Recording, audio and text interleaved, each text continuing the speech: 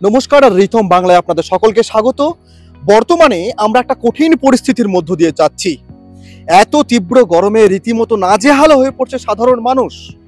কবে বৃষ্টির দেখা মিলবে, কবে মানুষ একটু স্বস্তির নিঃশ্বাস নিতে পারবে, এ বিষয়ে আমরা জানবো। আজ আমাদের মধ্যে রয়েছেন আইএমডি সায়েন্টিস্ট মাননীয়া সোমা সেন মহাশয়া। আচ্ছা ম্যাম, বর্তমানে আমরা দেখছি যে চলতি বছরে নানা জায়গায় গরম সমস্ত রেকর্ড ভেঙে দিয়েছে। পশ্চিমবঙ্গে গত ৪৪ বছরের রেকর্ড ভেঙে দিয়েছে গরমের, এবং দিল্লিতেও সম্প্রতি হাফ সেঞ্চুরি কাছাকাছি দেখতে পাওয়া গেছিল। এর পেছনে কারণ কি ম্যাম? অনেকগুলো কারণ একসঙ্গে কাজ করছে। যেমন ধরুন, পশ্চিমবঙ্গের যে হিট ওয়েভের কথা বলছেন আপনি, এটা যে সময় হয়েছিল আপনার মোস্টলি মার্চ এপ্রিল মাসে, মে মাস পর্যন্ত এটা চলেছিল। এটা পশ্চিমবঙ্গের সঙ্গে সঙ্গে আপনার উড়িষ্যাতেও এরকম heat wave, severe heat wave, specially ইলেকশনের সময়, তো ওই সময় হিট ওয়েভের অবস্থা খুব খারাপ ছিল। তো ওই সময় আপনার যে অ্যান্টিসাইক্লোন বে অফ বেঙ্গলে, যেটা ময়েশ্চার সাপ্লাই করে পশ্চিমবঙ্গে, দক্ষিণ পশ্চিমবঙ্গে, সেই অ্যান্টিসাইক্লোনটা খুব সাউথে ছিল। ময়েশ্চার আসছিল না, হাওয়া যে যে আপনার যে ময়েশ্চার থাকা উচিত সেটা আসছিল না বলে ওখানে থান্ডারস্টর্ম অ্যাক্টিভিটিও খুব কমে গেছিল। তো এই এই কারণগুলোর জন্য পুরো যে আমাদের ইস্ট পেনিনসুলার কোস্ট, যেটা আপনার পশ্চিমবঙ্গ, উড়িষ্যা, এমনকি আপনার আন্ধ্রপ্রদেশ পর্যন্ত, তেলেঙ্গানা, আন্ধ্রপ্রদেশ, এই পুরো জায়গাটাতে আপনার হিট ওয়েভের অবস্থা ছিল। এরপরে যেটা হয়েছে, এরপরে হিট ওয়েভের এক একটা করে ফেজে হয়েছে। নেক্সট ফেজ অফ হিট ওয়েভে ছিল পশ্চিমবঙ্গ থেকে কমে গেছিল, কিন্তু পেনিনসুলার ইন্ডিয়াতে হিট ওয়েভের অবস্থা বেড়ে গেছিল। তো বেশ কিছুদিন পেনিনসুলার ইন্ডিয়া, স্পেশালি আপনার কর্ণাটকা, তেলেঙ্গানা, এই জায়গাগুলোতে হিট ওয়েভ খুব তীব্রভাবে এখানে ছিল। তারপরের যে ফেজটা এলো, সেই ফেজটা এলো আপনার 15th মে থেকে। সেই হিট ওয়েভের ফেজটা এসেছে মোস্টলি আপনার রাজস্থান, কোর রিজন ছিল রাজস্থান আর পাঞ্জাব। তারপরে আপনার হিট ওয়েভটা স্প্রেড করে, ওয়েস্টার্লি উইন্ডসের সঙ্গে স্প্রেড করে আপনার পুরো নর্থ ইন্ডিয়া এসে গেছিল। এই যে আলাদাভাবে হিট ওয়েভ হয়েছিল, এটার কারণ দুটো জায়গার, পশ্চিমবঙ্গ ভার্সেস রাজস্থানের কারণ আলাদা। পশ্চিমবঙ্গে অ্যান্টিসাইক্লোনের এফেক্ট ছিল, আপনার রাজস্থান বা পাঞ্জাবে যে এফেক্টটা ছিল সেটা ছিল আপনার ওয়েস্টার্ন ডিস্টারবেন্সেস খুব উইক আসছিল, যেগুলো, যার জন্য আকাশ পরিষ্কার থাকলেই, যে কোনো জায়গায় আকাশ পরিষ্কার থাকলে ধীরে ধীরে টেম্পারেচার বাড়তে থাকে। কারণ সূর্য এই সময় নিজের উত্তরায়ণের রাস্তায় থাকে, তো ধীরে ধীরে আপনার ওইটা বাড়তে থাকে, রোদের তীব্রতাটা বাড়তে থাকে। এই যে আপনার পাঞ্জাব হরিয়ানার এই ফেজটার পরে একটা ওয়েস্টার্ন ডিস্টারবেন্স এসে রাজস্থান থেকে ধীরে ধীরে হিট ওয়েভ সরে গেল, আপনার পুরো পাঞ্জাব হরিয়ানা সব জায়গা থেকে সরে গিয়ে যে লাস্ট ফেজ অফ হিট ওয়েভটা চলছিল, সেটা ছিল কনসেন্ট্রেটেড ছিল উত্তরপ্রদেশ, বিহার, ঝাড়খণ্ড, এখন আর পশ্চিমবঙ্গের মেদিনীপুর, পুরুলিয়া, এই এরিয়াটা ছিল। এই জায়গা থেকেও ধীরে ধীরে এখন হিট ওয়েভ সরে যাচ্ছে, কারণ এই যে হিট ওয়েভ সরানোর জন্য সবসময় একটা ময়েশ্চারের সোর্স থাকা উচিত। যেমন নর্থ ওয়েস্ট ইন্ডিয়াতে আপনার ওয়েস্টার্ন ডিস্টারবেন্স ছিল, এখন ইস্ট থেকে আপনার ময়েশ্চার আসছে। আমরা মনসুনও আজকে অনেকটা অ্যাডভান্স করে দিয়েছে। আপনার নর্থে মালদা থেকে রাক্সল হয়ে বেরিয়ে যাচ্ছে লাইনটা, তো আপনার উড়িষ্যার খানিকটা, আর পশ্চিমবঙ্গের উত্তর পশ্চিমবঙ্গের খানিকটা, বেশিরভাগ এলাকা নিয়ে, বিহারের অনেকটা এলাকা নিয়ে, সাহেবগঞ্জ, ঝাড়খণ্ডের ওই এলাকাটা নিয়ে আমরা রাক্সল পর্যন্ত মনসুন অ্যাডভান্স করে দিচ্ছি। এই অ্যাডভান্সের ফলে আপনার ইস্টার্লিজ আসছে পুরো ইস্ট আর নর্থ ইন্ডিয়া, যেখানে, যার জন্য এই সমস্ত জায়গা থেকে হিট ওয়েভ পুরোপুরি প্রায় সরে গেছে। কালকে অল্প বিস্তর হিট ওয়েভ বিহার, ঝাড়খণ্ডে এসেছে, কিন্তু আজকে থেকে আমাদের কোনো হিট ওয়েভের প্রেডিকশন নেই এইদিকে। ম্যাম, বিভিন্ন দিকে যখন আমরা দেখছি যে বর্ষা বা প্রাক বর্ষার আবহ, তখন উত্তর ভারতে তীব্র তাপপ্রবাহ চলছে, অথচ গত বছর মে জুন মাসে গরমের সাথেও কিন্তু আমরা দেখেছি পাল্লা দিয়ে বৃষ্টিপাত হয়েছে। তাহলে এই বছরটা দেখা যাচ্ছে না। দেখুন, প্রতি বছরেরই ওয়েদার আলাদা হয়। এটা এটা একটা ইন্টার অ্যানুয়াল ভেরিয়েবিলিটি থাকে, এগুলো অনেক গ্লোবাল ফ্যাক্টরস কাজ করে। কখন যেমন আপনি বললেন যে নর্থ ওয়েস্ট ইন্ডিয়াতে আমাদের এই বছর থান্ডারস্টর্মস কম হয়েছে, কিন্তু সেটা হয়েছে 15 মের পরে। তার আগে ইনফ্যাক্ট আপনার নর্থ ওয়েস্ট ইন্ডিয়ার টেম্পারেচার 40 ডিগ্রি ক্রস করেনি, তো যার বেশিরভাগ জায়গা, যার ফলে হিটওয়েভের স্থিতি খুব কম ছিল। তারপরে এই এই এই যে জিনিসটা হয়, এটা একটা ইন্টার অ্যানুয়াল ভেরিয়েবিলিটি। কোনো কোনো বছর যেমন এই বছর আমরা, গত বছর ছিল এলনিনো অনসেট হচ্ছিল, এই বছর এলনিনো রিসিড করে যাচ্ছে। তাছাড়া আমাদের ম্যাডেন-জুলিয়ান অসিলেশন, এইগুলো গ্লোবাল ফ্যাক্টর, এটাও খুব স্ট্রং নেই এখন। এই সব কারণের জন্য আপনার ওয়েস্টার্ন ডিস্টারবেন্সেস খুব উইক অ্যাট দিস পয়েন্ট। তো এই কিছু আমাদের ইন্টার অ্যানুয়াল ফ্যাক্টর থাকে, কিছু আমাদের 2 উইক 3 উইকলি ফ্যাক্টরস থাকে, কিছু আমাদের ডে টু ডে ফ্যাক্টরস থাকে। এই তিনটের সামঞ্জস্যে আপনার ওয়েদার হয়। তো 15 মের পরে এই তিনটে কারণে, এলনিনো থাকা, ম্যাডেন-জুলিয়ান অসিলেশন উইক থাকা, প্লাস ওয়েস্টার্ন ডিস্টারবেন্স না আসা, এই তিনটে কারণেই আপনার নর্থ ওয়েস্ট ইন্ডিয়ার উপরে হিট ওয়েভস এত প্রবলভাবে এসেছিল। একই সময় দেখছি আমরা দেশের নানা প্রান্তে আবহাওয়ার তারতম্য, কোনো জায়গায় দেখছি যে বন্যা, কোনো জায়গায় তীব্র তাপপ্রবাহ, তারতম্য হওয়ার কারণ। দেখুন, এইটা হচ্ছে আমাদের এখন ধীরে ধীরে সূর্যের যে ডিরেকশন আপনার সাদার্ন হেমিসফিয়ার থেকে নর্দার্ন হেমিসফিয়ারের দিকে যাচ্ছে। এইটা যাবে আপনার 21শে জুন পর্যন্ত। তো আমাদের যেটা এই যখন আপনার সূর্য যখন নর্থের দিকে যায়, তখন আমাদের ধীরে ধীরে ইন্ডিয়ান ল্যান্ড মাসটা গরম হতে শুরু হয়। এইটা যত ইন্ডিয়ান ল্যান্ড মাসটা গরম হয়, তত আপনার যে মনসুন ফ্লোটা ধীরে ধীরে একটা হিট লো তৈরি হয় আপনার পেনিনসুলার ইন্ডিয়ার উপরে। ওটা ধীরে ধীরে মাইগ্রেট করতে থাকে, মার্চ থেকে মেতে চলে যায় মধ্যপ্রদেশ, জুন মাসের মধ্যে ওটা চলে যায় আপনার নর্থ ওয়েস্ট ইন্ডিয়া বা পাকিস্তানের উপরে। যখন পুরো মনসুন সিজনটা ওখানে একটা হিট লো হয়ে থাকে। এই যে নর্থের দিকে যাচ্ছে, সঙ্গে সঙ্গে আপনার যে কন্টিনেন্টাল ট্রপিক্যাল কনভার্জেন্স জোন, ওটাও নর্থের দিকে শিফট হতে থাকে, যেটা গিয়ে মনসুন সিজনে ইন্ডিয়ার উপরে দাঁড়িয়ে পড়ে, মনসুন ট্রাফ হয়ে যায়। এটা খুব ক্লাইমেটোলজিক্যালি নর্মাল জিনিস যে আপনার মনসুন অ্যাডভান্সের সময় যে জায়গাগুলোতে মনসুন এসে গেছে সেখানে বৃষ্টি বেশি হবে। সেটা নর্থ ইস্টে হতে পারে, পেনিনসুলার ইন্ডিয়া বা স্পেশালি ওয়েস্ট পেনিনসুলার ইন্ডিয়া হতে পারে, যেরকম এখনো চলছে। এবং গরমটা, যেখানে বৃষ্টি নেই, আকাশ যেখানে পরিষ্কার, সেখানে গরমও বেশি হবে। সুতরাং মে জুন মাসে জেনারেলি আপনার গরমটা সবচেয়ে বেশি হয় নর্থ ইন্ডিয়ার উপরে। মার্চ এপ্রিলে আপনার গরমটা বেশি হয়, মার্চ এপ্রিল মে পর্যন্ত আপনার গরমটা বেশি থাকে সেন্ট্রাল পেনিনসুলা এবং নর্থ ইন্ডিয়ার উপরে। এই তীব্র গরমে দেখুন রাজধানী জ্বলছে, অস্বাভাবিক গরমে হিটস্ট্রোক আক্রান্ত হয়েছে প্রায় রাজধানীতে প্রায় 40 জন। এদিকে বাঁচার উপায় কি? দেখুন, হিট ওয়েভ জিনিসটাই শুধু একাই ভয়ঙ্কর না, অনেকগুলো কারণ এর সঙ্গে যুক্ত থাকে। এক হচ্ছে ধরুন হিউমিডিটিটা যখন, যেমন এই বছর আপনি বললেন রাজধানীর কথা, কিন্তু বিহার, ঝাড়খণ্ড, উড়িষ্যা, পশ্চিমবঙ্গ, এখানেও বহু লোকের মৃত্যু হচ্ছে গরমের কারণে। যখন এর সঙ্গে হিউমিডিটি জুড়ে যায়, তখন সেন্সিবল হিট জিনিসটা আমাদের অনেক বেশি বেড়ে যায়, কারণ গায়ের থেকে ঘাম শুকোয় না, তখন সেটা বডির টেম্পারেচার কম হতে দেয় না, যার জন্য সেটাও আমাদের একটা অত্যন্ত চিন্তার বিষয় হয়ে দাঁড়ায়। নর্থ ইস্ট ইন্ডিয়ার উপরে যখন দেখেন, এবং এর সঙ্গে সঙ্গে সেকেন্ড যে ফ্যাক্টরটা এসে যায়, সেটা হচ্ছে warm night conditions. Warm night মানে যখন দিনের টেম্পারেচার হাই হলেও রাত্রিরে যদি আবহাওয়া হালকা, মানে একটু ওয়েদার টেম্পারেচার যদি পড়ে যায়, তাহলে আমাদের ডায়ারনাল ভেরিয়েশনটা যদি হাই হয়, তাহলে রাত্রির বেলায় অনেকটা আমরা রিলিফ পাই।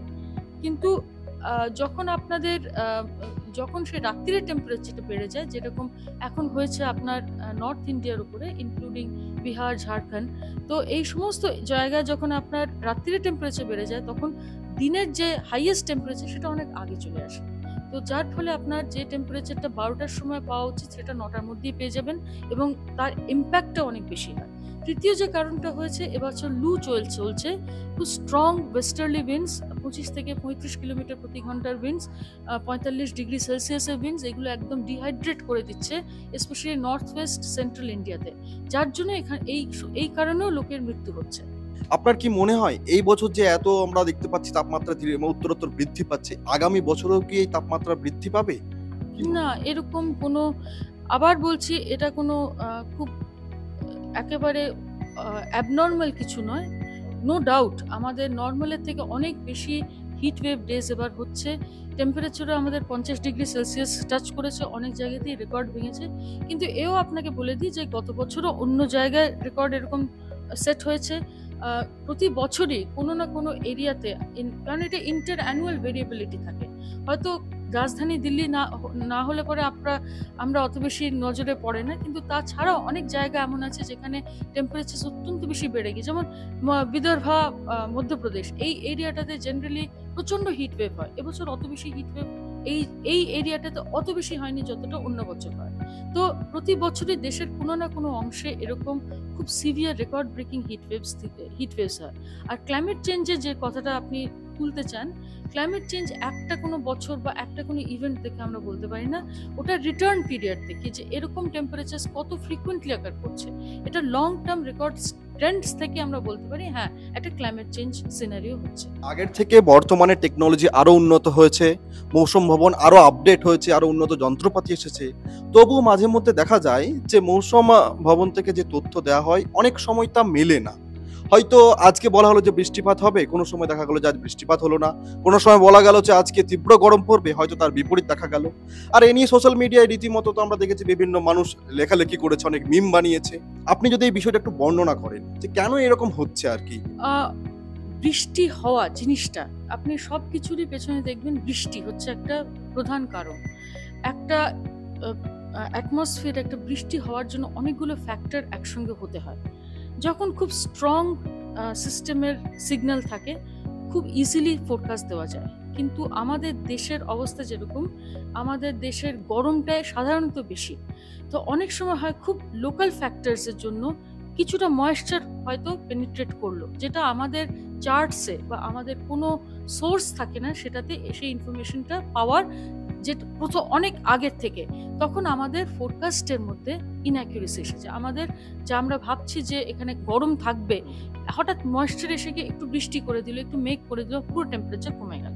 এবং সেটা হয় কারণ এই জিনিসটা ঠিকই বলেছেন যে সত্যি আমাদের উপর বিশ্বাস রাখা কেন উচিত, কারণ আমাদের তখন আমরা নাউকাস্টিং করি। নাউকাস্টিং মানে প্রতি 3 ঘন্টায় খুব কোয়ান্টিটেটিভ লেভেলে আমাদের ফোরকাস্ট যায়, যে মানে আপনার ডিস্ট্রিক্ট লেভেলে এক্স্যাক্টলি কি ফিনোমেনন আসছে সেই ডিস্ট্রিক্টের নেক্সট 3 ঘন্টার মধ্যে। এটা এই জন্য করতে হচ্ছে কারণ টেম্পারেট কান্ট্রিজে যে কারণে ওয়েদার হয় ফ্রন্টাল ওয়েদার, আমাদের দেশে সেরকম ওয়েদার হয় না, আমাদের লোকাল কনভেক্টিভ ওয়েদার হয়। আর সেই ওয়েদারের প্রেডিক্টেবিলিটি অনেক কম। আর যেটা বললাম যে হঠাৎ একটু ময়েশ্চার এসে গেল, হঠাৎ ময়েশ্চার সরে গেল, এই দুটো কারণে আপনার চেঞ্জ একেবারে অত্যন্ত চেঞ্জ হয়ে যাবে, টেম্পারেচার বাড়তে শুরু করবে কি একদম পড়ে যাবে, দুটোর মধ্যে যে কোনোটা হতে পারে। তো এই কনভেক্টিভ ওয়েদারের জন্য আমাদের প্রেডিক্টেবিলিটি কম বলে আমরা নাউকাস্টিং অর্থাৎ 1 থেকে 3 ঘন্টা স্কেলেরও forecast along with our normal forecast আমরা জারি করি। এই যে তীব্র গরমে আমরা দেখছি সাধারণ মানুষ তারা নিত্যদিন কাজে বেরোচ্ছে, যারা দিন আনা দিন খাওয়া মানুষ, তো তাদের জন্য আপনি কি সতর্কবার্তা দিচ্ছেন? প্রথম কথা হচ্ছে দেশের বেশিরভাগ জায়গাতেই এখন আমাদের সরকারও অনেক বেশি সচেতন হয়ে গেছে। আমাদের স্টেট গভর্নমেন্ট, আমাদের সেন্ট্রাল গভর্নমেন্ট, দুই জায়গাতেই বেশিরভাগ স্টেটে এখন একটা হিট অ্যাকশন প্ল্যান চলে। হিট অ্যাকশন প্ল্যান হচ্ছে যখন আমরা ইম্প্যাক্ট বেসড একটা ফোরকাস্ট দিই হিট ওয়েভের, যে আমাদের এই রাজ্যে এই ডিস্ট্রিক্টে হিট ওয়েভের স্থিতি এখন রেড অ্যালার্ট পৌঁছচ্ছে বা অরেঞ্জ অ্যালার্ট পৌঁছচ্ছে, একটা এসওপি স্ট্যান্ডার্ড অপারেটিং প্রসিজার এসে যায় ইন পিকচার। সেটাতে কোন কোন সেক্টরের কাজকর্ম বন্ধ হয়ে যাওয়া উচিত। এই ঠিক জিনিসটা শীতকালেও যখন আমাদের ফগ কন্ডিশনস বেড়ে যায় তখনও অন্য আরেকটা এসওপি লাগু হয়ে যায়।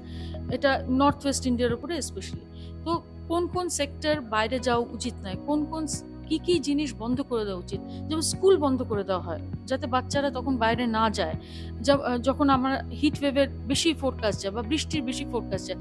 তো এই যে ডিজাস্টার ম্যানেজমেন্ট জিনিসটাও, এটারও জন্য অনেক বেশি স্টাডি চলছে এবং আপনাদের হেল্প ওখানে বেশি দরকার, কারণ এই যে একটা ওয়েদার আমরা ফোরকাস্ট করি তার ইম্প্যাক্ট কি সেটা আপনাদের থেকে আমরা জানতে পারি, পাবলিক থেকে জানা যায় যে এটার ইম্প্যাক্ট কতটা হয়েছে, তাহলে আমরা সেই অনুযায়ী পরের বার ফোরকাস্ট আমাদের বেটার হয়। আজকাল তো প্রায় প্রত্যেক বাড়িতে এক বা একাধিক এসি রয়েছে, এসির ফলে কি পরিবেশে ক্ষতি ডেকে আনছে, আপনার কি মত? দেখুন, এসি জিনিসটা এটা একটা নিজস্ব ব্যাপার, কিন্তু হ্যাঁ নো ডাউট যে কোনো ইলেকট্রনিক গুডস, গাড়ি বলুন বা এসি বলুন, সবের থেকেই গরম বেরোয় এবং সেই গরমটা নো ডাউট আপনার প্লাস ফুয়েল কনজাম্পশনও হয়। সব মিলিয়ে এটার একটা এফেক্ট তো হয়, স্পেশালি শহরের মধ্যে আমাদের একটা আরবান হিট আইল্যান্ড এফেক্ট হয়। এই গাড়ি এবং এসি, এই যত যন্ত্রপাতি চলার জন্য একটা আরবান হিট আইল্যান্ড এফেক্ট হয়। মানে যে কোনো শহরের তাপমান তার চারিপাশের গ্রাম বা কান্ট্রি সাইড থেকে অনেক 2 থেকে ক্লাইমেটোলজিকে 2 থেকে 3 ডিগ্রি হাইয়ার চলে। এইটা আরবান হিট আইল্যান্ড এফেক্ট তখনই হয় যখন আপনি এই সমস্ত ইকুইপমেন্টগুলো ইউজ করছেন। হ্যাঁ, নো ডাউট এটারও একটা এফেক্ট আপনার ক্লাইমেটের উপরে পড়ছে, কারণ কার্বন ডাইঅক্সাইড রিলিজ হচ্ছে, আপনার হিট রিলিজ হচ্ছে এসি থেকে। এই সব মিলিয়ে শুধু আরবান হিট আইল্যান্ড নয়, গ্লোবাল ওয়ার্মিংয়েও কন্ট্রিবিউশন থাকে। বর্তমানে যে হিটওয়েভ চলছে, এই হিটওয়েভ থেকে বাঁচার উপায় কি? দেখুন, হিটওয়েভ জিনিসটা যেরকম বললাম, অনেকগুলো কারণ একসঙ্গে থাকে। আমি আপনার মাধ্যমে বলতে চাই যে কেউ যেন চেষ্টা করে যে 11টার থেকে 4টে পর্যন্ত বাড়ির থেকে কম বেরোনোই ভালো।